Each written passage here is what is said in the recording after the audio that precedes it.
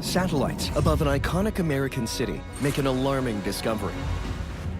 Vast ruins stand out in the middle of the Saharan desert. Drones uncover a puzzling stone mystery perched high in the Andes. And a massive modern metropolis in the Mongolian desert, totally deserted. Where is everybody? Everywhere we look on our planet, there's evidence of the past. In nature, in buildings, in relics. Each holds a mystery that technology now allows us to see from above. What new secrets are revealed?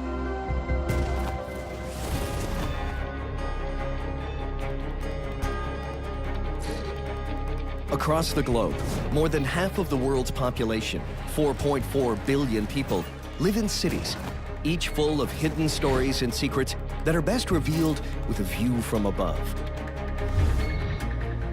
Flying high above New York City, cutting-edge technology discovers something shocking. INSAR satellites, designed to detect variations in the Earth's surface, uncover an alarming increase in the rate of a bizarre and disturbing phenomena called subsidence. Subsidence is a geological term for the downward vertical movement of the Earth's surface. Basically, it's sinking. Hold on, did you say sinking? So New York City is sinking? And they found this out from the sky? How's that work? INSAR satellites are especially good at detecting and measuring subsidence. With each pass over the Earth, they track ground deformation and changes that occur gradually over months or years. They can cover huge areas, making them ideal for urban environments like New York. Subsidence has been occurring where New York City now sits since the end of the last ice age. As the ice sheets retreated, the land once covered by the ice north of the city began to rise up, and the land just south of the ice, where New York City is today, began to sink. That slow response to melting of the ice sheets continues today at a rate of about 1 to 2 millimeters every year. Okay, so what's the big deal? Tracking from the skies, the satellites over New York find parts of the city are sinking at a pace of 4 millimeters a year. That means the Big Apple is going down far faster than expected. But what is behind this terrifying drop? What kind of forces can sink a city? Could this be caused by sinkholes? Over the past decade, we're seeing more and more of them across the world. And they're getting bigger, deeper, and a lot more dangerous. Sinkholes tend to form in cities for one of two reasons. Either a section of a street collapses because of a water main break or an old pipe giving way, or you get changes to natural water drainage patterns. In recent years, more and more sinkholes have left enormous gaping pits in downtown Manhattan. The middle of East 89th Street on the Upper East Side, and Riverside Drive on the Upper West Side, being two examples that happened only days apart. It's believed that these new multi-foot deep depressions are the result of the city's deeply outdated underground infrastructure, which has an average age of 66 years. And with 7,000 miles worth of water mains, that's a lot of old pipes posing silent threats. So could the increasing size and frequency of sinkholes be bringing down the city? Unlikely. Deep and dangerous as they are, these sinkholes alone are not enough to take down a city the size of New York. So what is happening in New York City? Perhaps there's a clue in another sinking city, almost 12,000 kilometers away. Shanghai, China. China's most populated city has dropped more than 6 feet since 1921. The result has been devastating flooding in the city and getting worse every year. The problem stems from Shanghai's rapid 19th century growth. Stretched to supply factories and drinking water to a population that by 1900 had tripled to more than 1 million. Groundwater that had supported the Chinese trading port quickly became strained. And it kept going The problem got so bad by the 1950s and 1960s that the ground was sinking by 4 inches a year. The government took action in 1963, banning the overuse of wells, but the decline continued. By the mid-1960s, the city had sunk about 16 more inches. And it's only going to get worse. Official projections say water levels could rise several inches by 2050, threatening waterfront areas. Could this be happening to New York City? Is the Big Apple's drinking causing its sinking? Is the loss of groundwater the problem? It's unlikely that this is just a groundwater thing. Groundwater management has been part of New York City's infrastructure for decades. Between 1996 and 2007, the city transitioned away from using any groundwater wells as part of their drinking water supply. So if it's not water going out, maybe it's water going in that's the problem. The satellite view over New York City shows that the areas sinking fastest are the edges of the city, where New York lies less than 2 meters above sea level. Could the rising sea levels be pushing the city down? It's no secret that storms and hurricanes have increased in ferocity in the past decade, with devastating results. In 2012, Hurricane Sandy killed more than 40 New Yorkers, destroyed approximately 300 homes, and left tens of thousands of people without power.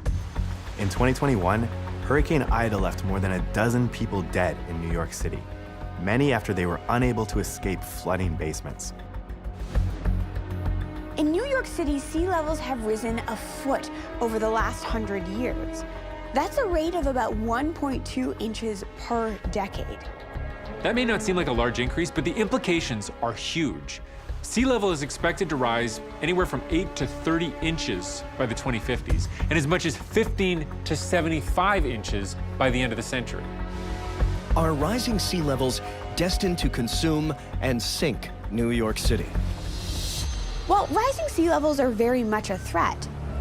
A recent study of 99 coastal cities around the world found that subsidence, the sinking of the ground, may pose a bigger problem than sea level rise.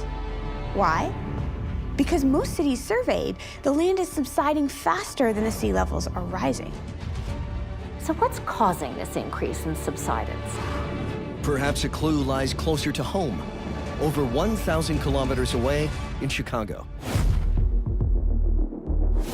Scientists from Northwestern University in Chicago have discovered that increased temperatures underground is making Chicago's clay soil contract, causing the Windy City to sink.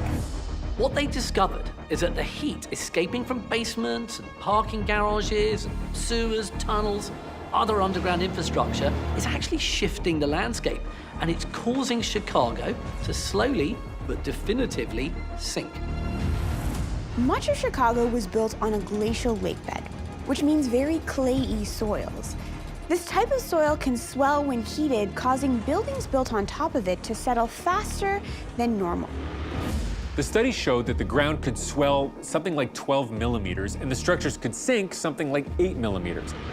And they may not sound like very much, but those small changes can be devastating for buildings that are not designed for that kind of movement. Nobody talks about this, but it's a real thing. Scientists call it underground climate change. Could New York City be heating itself to destruction? In 2023, researchers from the U.S. Geological Survey and the University of Rhode Island decided to investigate. What the team studied were INSAR satellite images collected from orbiting satellites that actually map subsidence all across the city. The results showed, as expected, that all of New York City as a whole is sinking 1 to 2 millimeters every year because of post-glacial relaxation. But, and this is the big part, they discovered that those parts of the city where big buildings are built on fill and sediment are sinking faster, up to 4 millimeters every year. Could New York City just be too heavy? To test this theory, the scientists calculated the collective weight of more than 1 million buildings in New York City. They estimated that New York City's buildings collectively weigh 1.68 trillion pounds, equivalent to roughly 1.9 million fully fueled Boeing 747s.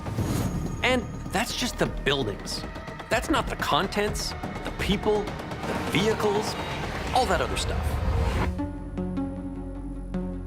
To determine what part of the cities were bearing the most weight, the scientists divided the city into a grid of 100 by 100 meter squares. This allowed them to calculate the downward pressure caused by the weight of the buildings across the whole city.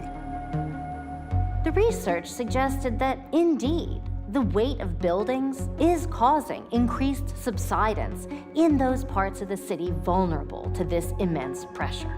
The skyscrapers anchored to underlying bedrock in the upper parts of the city, not much of a subsidence problem. But the hundreds of buildings sitting on spongy materials like clay and artificial fill on the lower lying edges of the city, those are very prone to compression. And it's important to remember that this is happening in a city where the sea level is projected to rise between 8 and 30 inches by 2050. This extra sinking factor increases New York City's vulnerability to coastal storms. The likelihood of parts of New York City eventually being permanently underwater is inevitable. The ground's going down and the water's coming up. At some point, those two levels are gonna meet. Because we have rising sea levels and sinking buildings at the same time, this means that coastal flooding is going to happen a lot faster than predicted by existing models.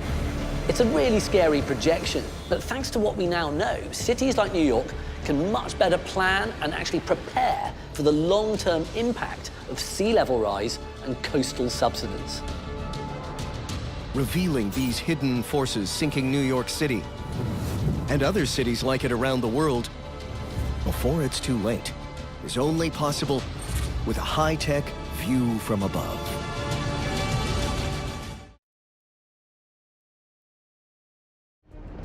In the deep central Sahara, in the African country of Niger, a view from above reveals a sprawling, empty, ancient mystery. What the heck is this place? It looks like a giant ant colony. It looks like a small, fortified city, but slap bang in the middle of nowhere.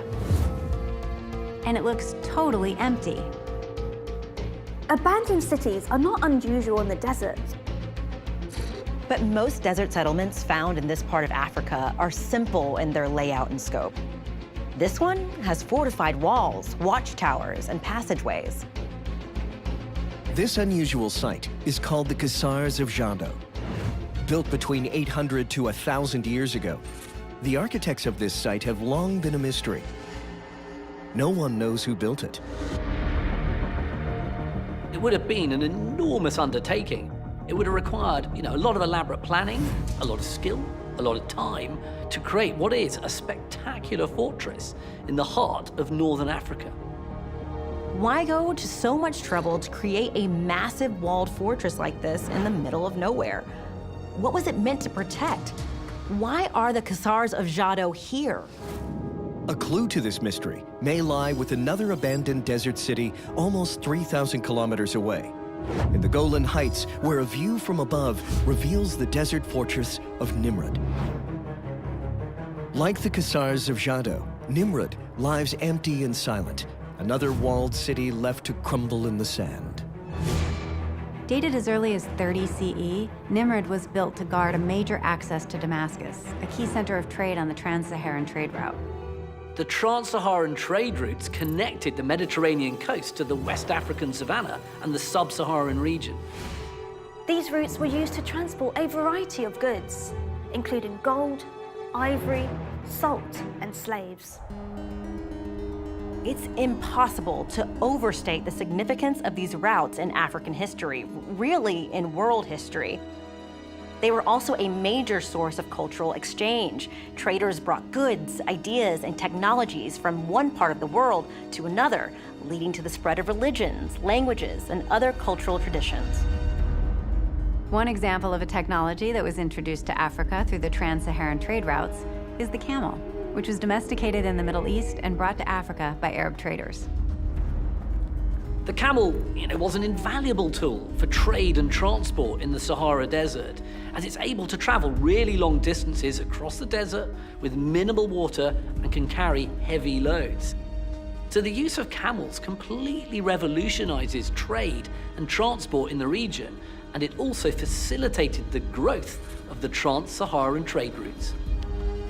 At the peak of the caravan trade, the average caravan was made up of 1,000 camels, and some caravans were as large as 12,000. Could this be why Jadot is here, built as a fortress to protect a crucial trade route? It's possible because Jadot was once smack dab in the middle of this complex network of trade routes all across Africa and the Middle East. It's perfectly situated on this busy route. The Khazars of Jadot would have thrived as a bustling and prosperous center of trade. The city was so successful, it swelled to be the biggest of its kind. It would have been a jewel of commerce in the desert. It's sort of like an early Saharan Las Vegas. But if the Khazars of Jadot were so big and so strong and so prosperous, then why did the city basically just disappear? Could a closer look at Nimrud from above reveal more clues? We can see several structures here that were clearly created to defend the city from attacking raiders. And Nimrud has a well-documented history rife with conflict and destruction, underlining the reality that a city this rich is a target for conquest. Nimrud withstood a lot of attacks, a lot of raids over the centuries, but it was finally sacked for good when the Assyrian Empire fell to a coalition that was led by Babylonia and Media at the end of the 7th century BCE. Is that what happened to these grand and wealthy Khazars of Jadot? Perhaps there's a clue almost 9,000 kilometers away, in the Gobi Desert of western Inner Mongolia, with another abandoned desert city, Karakodo.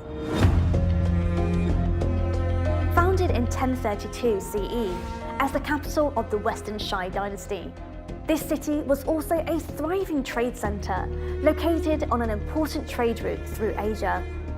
But just like Nimrud, the rich city caught the eye of unfriendly invaders. It was captured by Genghis Khan in 1226. Karakodo actually flourished under Mongol rule. During Kublai Khan's time, the city expanded to 3 times its original size, and was even mentioned by Marco Polo in his travelogues.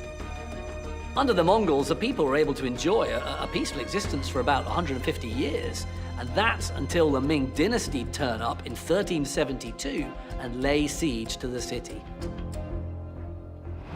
Now, no one knows exactly how Karakodo fell, but the most commonly accepted theory is that the Ming rulers diverted the Ejen River, the city's only water source, that flowed just outside the fortress, thus denying the city's troops and inhabitants water.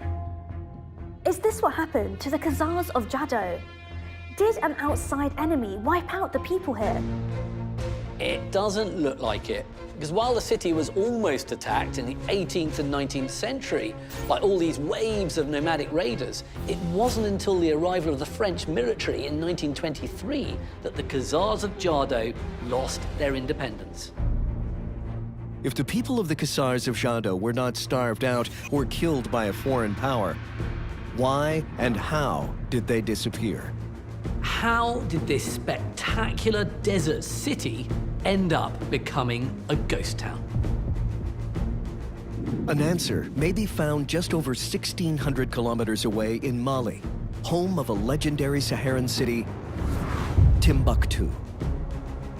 Once dubbed the City of Gold, Timbuktu was a prosperous commercial hub for the ivory, salt, and gold trades.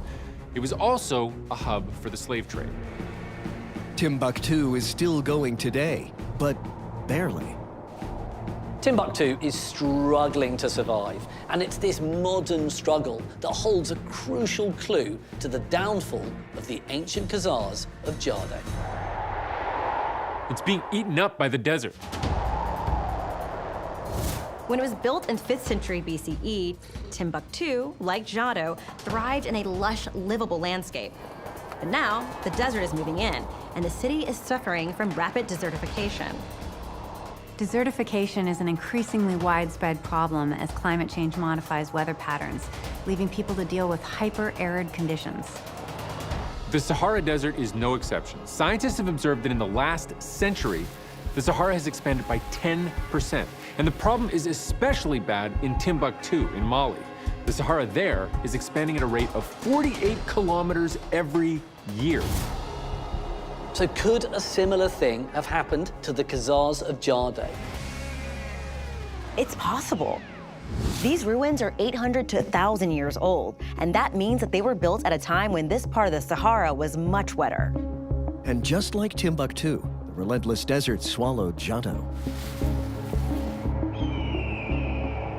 So it's very likely that what pushed people to abandon Jado was the lack of a clean water supply. You had this lush landscape, and then it all turned into desert. And that environment was just too harsh for humans.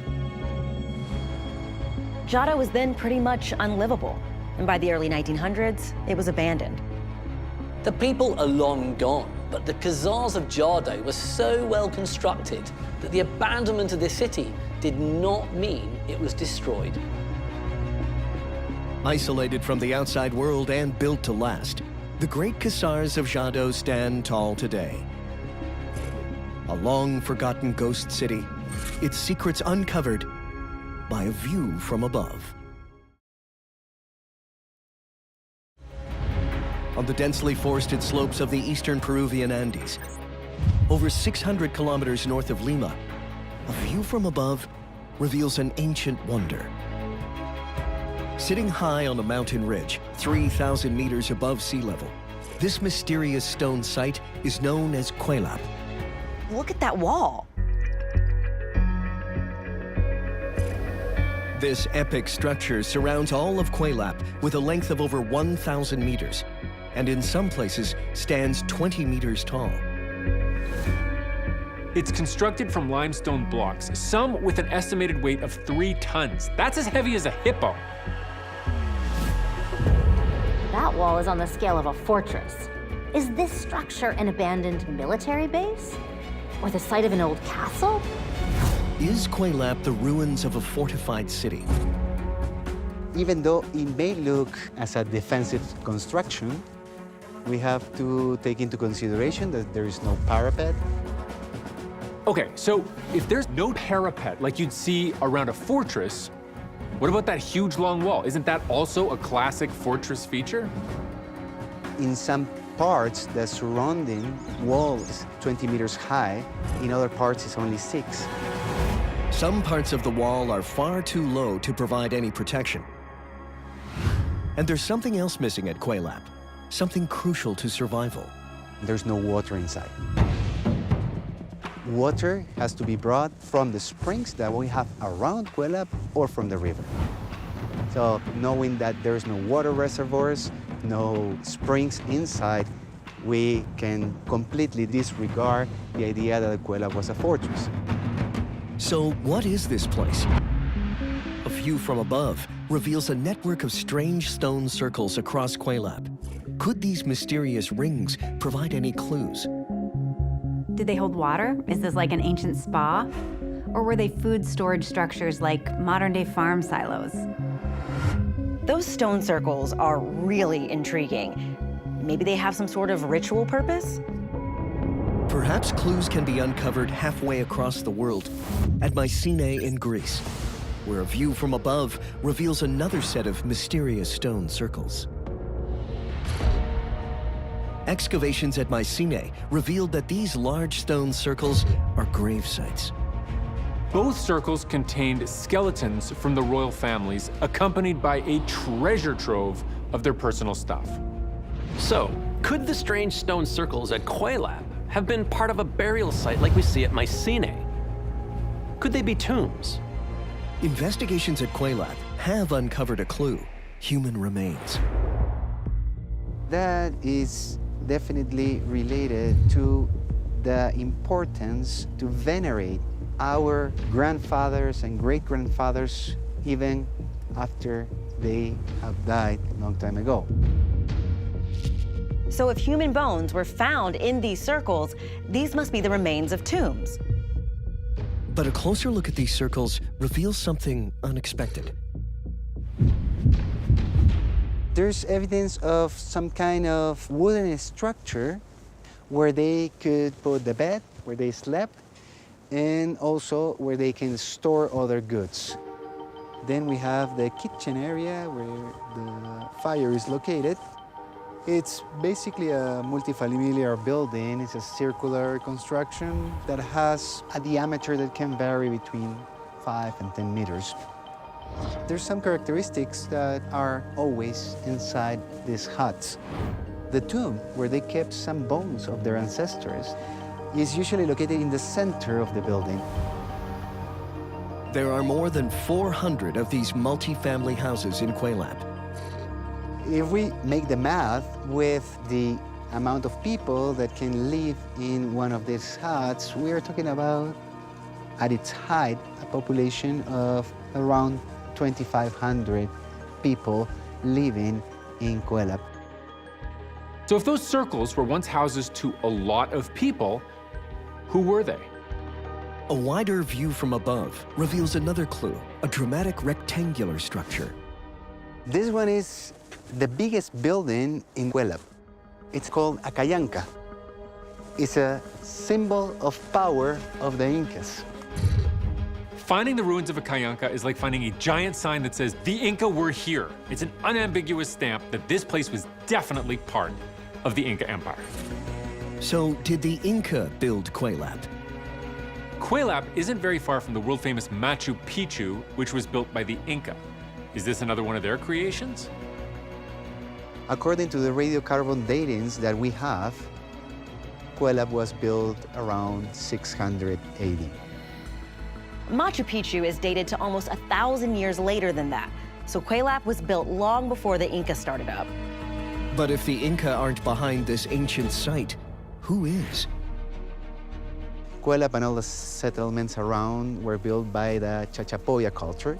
Chachapoya is a generic name that the Incas started using for the people that live in this huge area of approximately 200,000 square kilometers.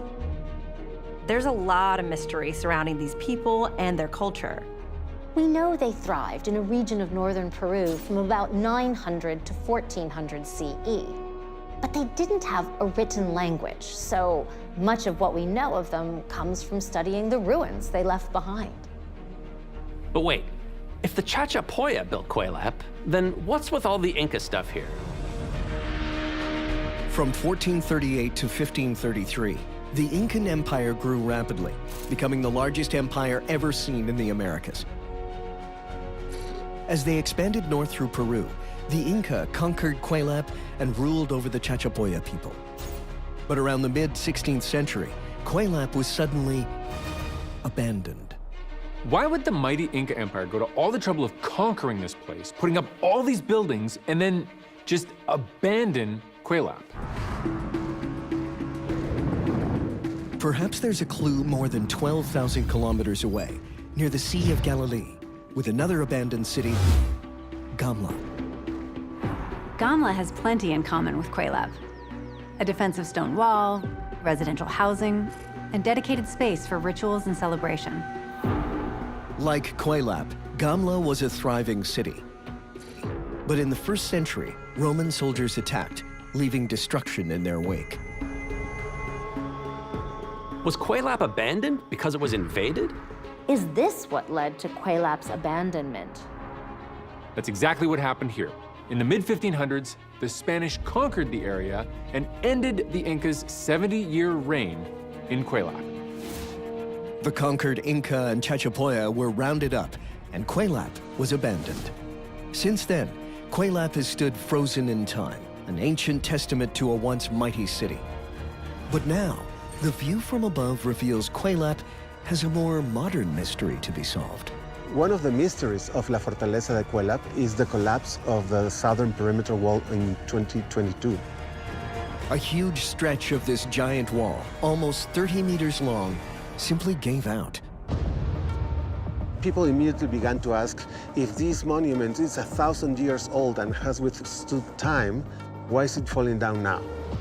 What modern phenomena could be causing this kind of damage to the wall? Is Cuelap a victim of natural forces? Peru is located in the Ring of Fire, where more than 80% of the world's largest earthquakes occur. The Ring of Fire is this giant belt that wraps around the Pacific Ocean where lots of our planet's tectonic plates meet. When they slip beneath each other, that's when you get all kinds of earthquakes.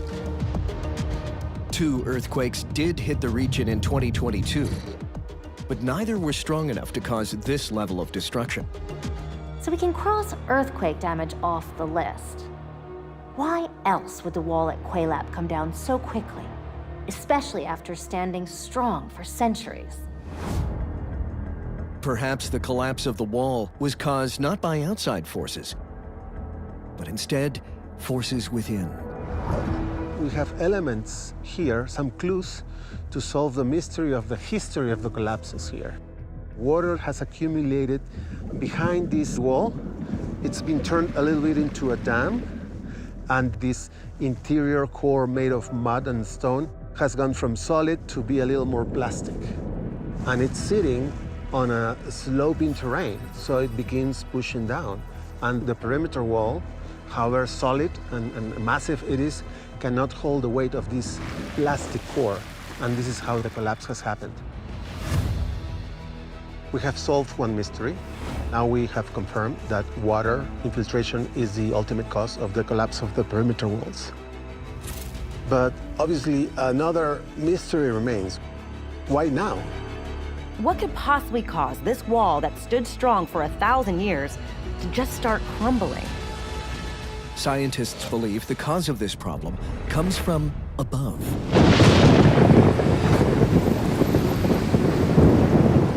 Because of the great amount of precipitation in this area, one of the main theories is the infiltration of rainwater. Rain. That is the culprit. I can see how an earthquake might cause damage like this, but rain, is it really that powerful? The rainy season here is very heavy, perhaps up to 3,000 millimeters a year. But why now, after 1,000 years, is rain such a threat to the wall and all of Cuelap? So we use data from some weather stations and mostly satellites to reconstruct the patterns of precipitation for the last 4 decades. And that was a real discovery. The precipitation has been growing over time. It's about 4% higher today than it was in the 1980s. And out of 7 historically high precipitation months in those 40 years, 4 occurred in the last 5 years. So there's an increasing trend, and that is becoming more critical in the last few years. 1 year after the collapse of the wall, Peru is experiencing what's called a coastal El Niño, a weather event that's expected to bring more torrential rain to the area. The amount of water that it's receiving today due to climate change may be exceeding its capabilities. Recent satellite imagery has revealed that the surface water off the coast of Peru is about 6 degrees higher than normal. When you've got warm water like this, it adds heat to the air, which means it can hold more water, which means bigger rainfall. And bigger rainfall means more water is getting into the core of Cuelap's wall. If we don't mitigate the infiltration, the core is going to become plastic and push the perimeter walls out, and the whole monument is going to collapse. It's a race against the clock. Can you figure out how to protect the site before the next round of catastrophic rain? It would be such a tragedy if the site of Cuelap washed away. There's so much history and still so much to be discovered there. Scientists are determined to preserve this magnificent city, and thanks to their research, they now know what needs to be done. We should be mitigating the infiltration, and when that has stabilized, then we can reconstruct the perimeter walls with the goal of preserving this for future generations, for everyone to enjoy. A mystery solved, and a discovery that could help save an ancient city, all with a view from above.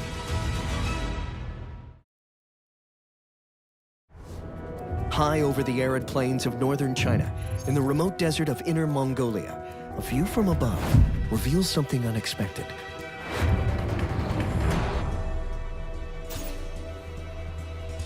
It looks utterly abandoned. What happened here?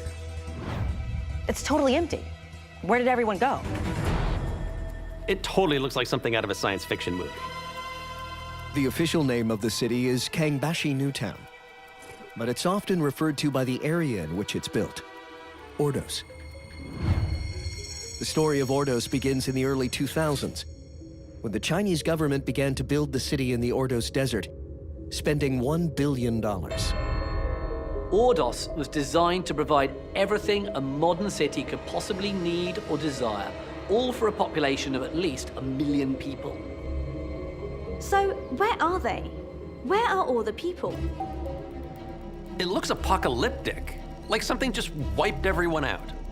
Was this city emptied by a sudden massive disaster? Perhaps a clue can be found more than 6,000 kilometers away in Ukraine, home to one of the biggest disasters in modern times. On April the 25th and 26th, 1986, a faulty Soviet reactor at the Chernobyl nuclear power plant exploded. As the radiation spread through the air, it covered more than 40% of Europe. Today, almost 40 years later, there is still a 30-kilometer exclusion zone around the plant.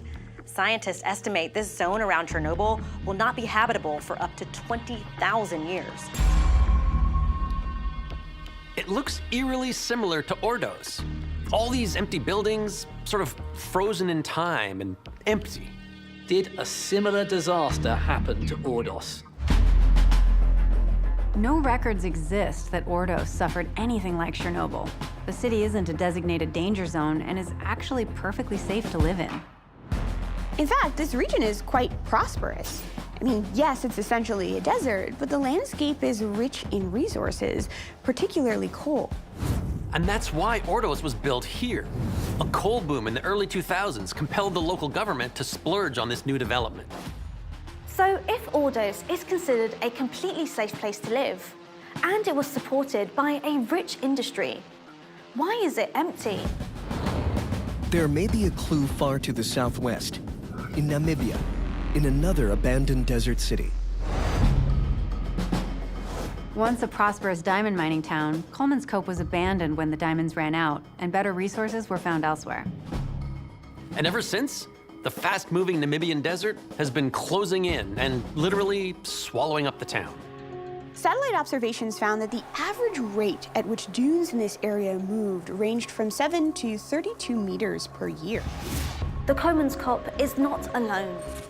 The Namibian desert has been swallowing more than just towns. One of the most famous examples of the desert's power to consume can be found over 400 kilometers away on Namibia's Skeleton Coast. The waters off this place are famous for their strong currents, dense fogs, and treacherous sandbanks that constantly move. These extreme climatic conditions, when combined with strong sandstorms, have been considered the cause of the sinking of over 1,000 ships.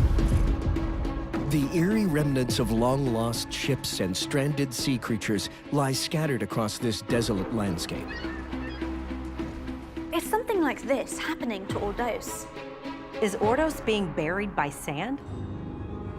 A view from above shows that Ordos is on the edge of the Gobi Desert, the fastest growing desert in the world. Between 1975 and 2017, China's deserts expanded by an astonishing 21,000 square miles. That's equivalent to more than 10 million football fields. The catalyst for this is deforestation. All the upheaval and removal of huge ancient roots means the soil isn't held together and is more vulnerable to natural wind erosion. China has tried planting trees to hold back the desert with a green Great Wall. But a fifth of the trees planted so far have been planted in places they don't naturally grow, so they've already died. So is the fast-approaching desert what forced people to flee the city? But a view from above reveals massive reservoirs supplying Ordos City.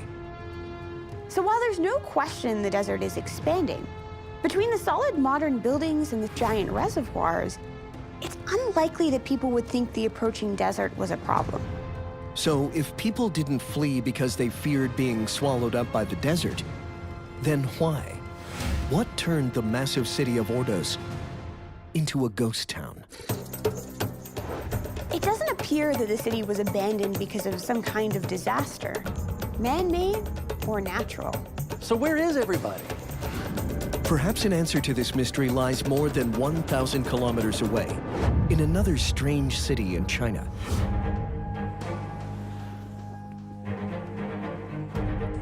Oh, that is bizarre. I mean, just look at that. I mean, it's a total replica of an English town, complete with pubs and old-time English architecture. This just gets weirder and weirder. This is Thames Town. Created in 2006, the town was meant to be home for the thousands of people who live and work at nearby universities. The city was expensive to build, an estimated $635 million, and expensive to live in. Too much so, in fact.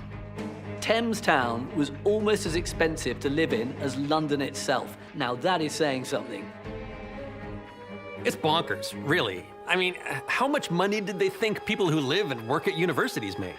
In the end, the government only managed to get a few thousand people to live there. And Thames Town is not the only time this happened. Another city built to look like Paris, France, also failed because no one could afford to live there. So is this what happened to Ordos?